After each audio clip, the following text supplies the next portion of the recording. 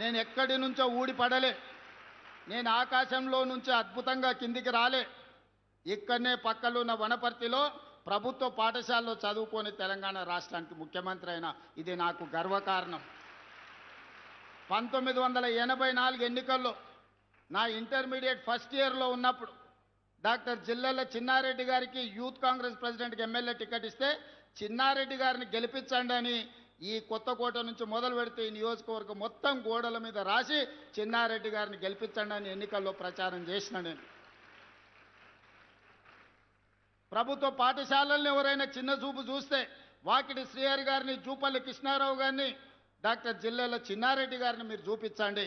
ప్రభుత్వ పాఠశాలలో చదువుకుంటే మంత్రులే కాదు డాక్టర్లు కావచ్చు, రాణించవచ్చు. ఆ పైన ఇంకేదన్నా మాట్లాడితే మీ రేవంత్ అన్నను చూపించండి తెలంగాణ రాష్ట్రానికి ముఖ్యమంత్రి అవుతాడని. ఈ ప్రభుత్వ పాఠశాలలే తెలంగాణ పునర్నిర్మాణంలో అత్యంత క్రియాశీలక పాత్ర పోషించాలి. ఈ ప్రభుత్వ పాఠశాలల నుంచి వచ్చిన ఈ పిల్లలే డాక్టర్లు, లాయర్లు, ఇంజనీర్లుగా, సైంటిస్టులుగా రాణించాలి. ఈరోజు పలుగు పారబట్టిన ఈ చేతులే కలం బట్టాలి, తెలంగాణ తలరాతను మారవాలి. 3 ఎకరాల భూమో, ఇందిరమ్మ ఇల్లో, షాదీ ముబారకో మన భవిష్యత్తులో కొంతనే మేలు చేస్తాయి.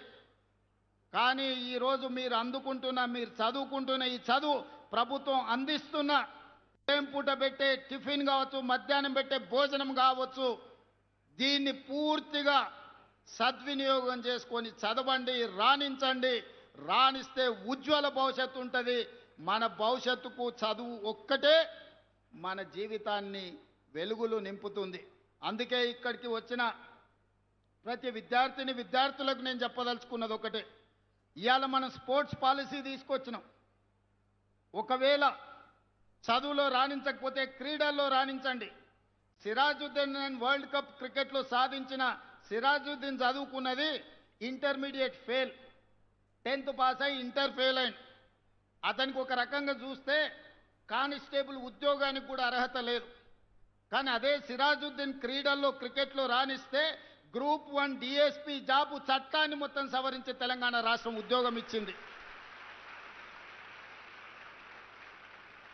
నిఖత్ జరీన్ మైనారిటీ అమ్మాయి, తండ్రి ఆర్థిక పరిస్థితి లేదు, నిజామాబాద్ టౌన్లో అత్యంత వెనుకబడిన కుటుంబం.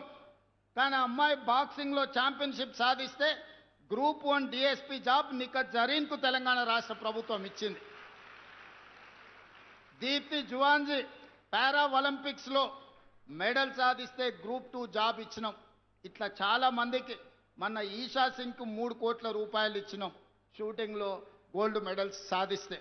అందుకే గ్రామీణ ప్రాంతాలలో ఉన్న మట్టిలో మాణిక్యాలను క్రీడాకారులుగా రాణించండి. చదువులో రాణిస్తే సరే, చదువు లేకపోతే మైదానాలలో పోటీ పడండి, క్రీడల్లో రాణించండి. మీ భవిష్యత్తుకు నాది హామీ. మిమ్మల్ని తీర్చిదిద్ది మిమ్మల్ని ఉన్నత మార్గాన నడిపించే బాధ్యత తెలంగాణ రాష్ట్ర ప్రభుత్వం తీసుకుంటుంది. ఈ జిల్లాలో మనం IIIT ఇచ్చుకున్నాం, ఈ జిల్లాలో ఇంజనీరింగ్ కాలేజ్ ఇచ్చుకున్నాం, ఈ జిల్లాలో 14 యంగ్ ఇండియా ఇంటిగ్రేటెడ్ స్కూల్స్ ఇచ్చినాం, ఈ జిల్లాలో 14 Telangana residential school, Telangana high స్కూల్స్ని ఇచ్చుకున్నాం. నర్సరీ టు 12th క్లాస్ వరకు బ్రేక్ఫాస్ట్, లంచ్తో పాటు ఒక మోడల్ తెలంగాణలో ఈరోజు ఎడ్యుకేషన్ పాలసీనే మనము ఈరోజు నిర్వహించుకుంటున్నాం. అందుకే మిత్రులారా, విద్యాశాఖ నా దగ్గరనే ఉంది. ఈనాడు ఒక విద్యార్థి మీద రాష్ట్ర ప్రభుత్వం పెడుతున్న ఖర్చు 1,08,000 రూపాయలు. ఇక్కడున్న విద్యార్థులకు ఎవరికి తెలియదు.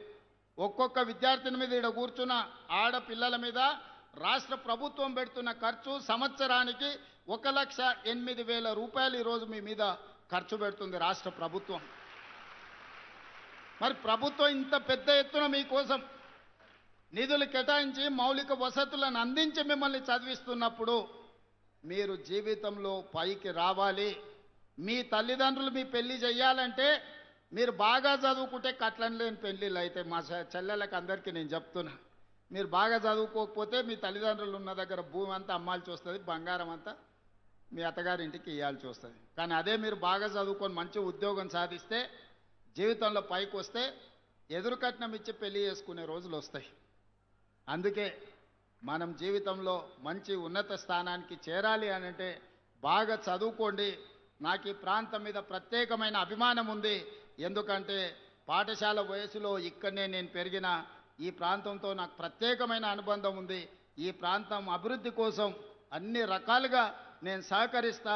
మహబూబ్ నగర్ కోసం education, irrigation and industrialization policy తీసుకొచ్చి ఈ జిల్లాలో ఉండే సమస్యల్ని శాశ్వతంగా పరిష్కరించి మనల్ని ఎవరో దత్తత తీసుకోవడమే కాదు, ఈ తెలంగాణ రాష్ట్రాన్నే పాలమూరు బిడ్డలు దత్తత తీసుకొని అభివృద్ధి పదం వైపు నడిపిస్తారని ఆత్మ గౌరవంతో తలెత్తుకునే విధంగా రాష్ట్రంలో పరిపాలన చేసి చూపిద్దాం.